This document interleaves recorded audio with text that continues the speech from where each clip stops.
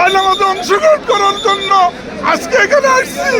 আপনারা সবাই দেশনেত্রী আমার মা এই বাংলার বাঙালি জাতির অভিভাবকের জন্য দোয়া করবেন।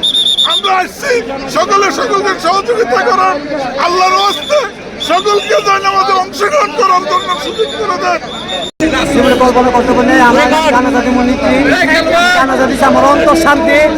আমি সবাইকে সালাম জানাই, তারেকবার জন্য সবাই দোয়া করি। আমরা তার পাশে রেখাও ধরে রাখতে পারি নাই, আল্লাহ পাক রব্বুল আলামিন রয়ে গেছে, তার জন্য দোয়া করবেন সবাই। আমরা টাঙ্গাইল থেকে এসেছি, আমরা টাঙ্গাইলে চাকরি করি। সাবেক প্রধানমন্ত্রী দেশনেত্রী আপসহীন দেশনেত্রী এই আজকের এই জানাজা নামাজে শরীক হতে অংশগ্রহণ করছি। সেই লাখ লাখ মানুষের মাঝখানে আমরা তার এই যে আদর্শ, যে চেতনা নিয়ে, যে দেশপ্রেম নিয়ে তিনি এগিয়েছিলেন, সেই দেশপ্রেম নিয়ে আমরা আমাদের বাংলাদেশকে গড়ে তুলতে চাই। আমাদের দেশনেত্রী বেগম খালেদা জিয়া আজ আমাদের মাঝে নেই, উনি আমাদের মনে আছেন, থাকবেন, চিরদিনই আমাদের মাঝে বেঁচে থাকবেন।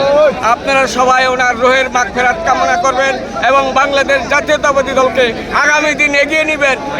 থেকে আসছি, আল্লাহ জামানুল্লাহ আমাদের সৈনিক, আমরা দেশনেত্রী বেগম খালেদা জিয়ার জানাজায় শরীক হয়েছি। আমরা জানাজায় আসছি মানিকগঞ্জ থেকে।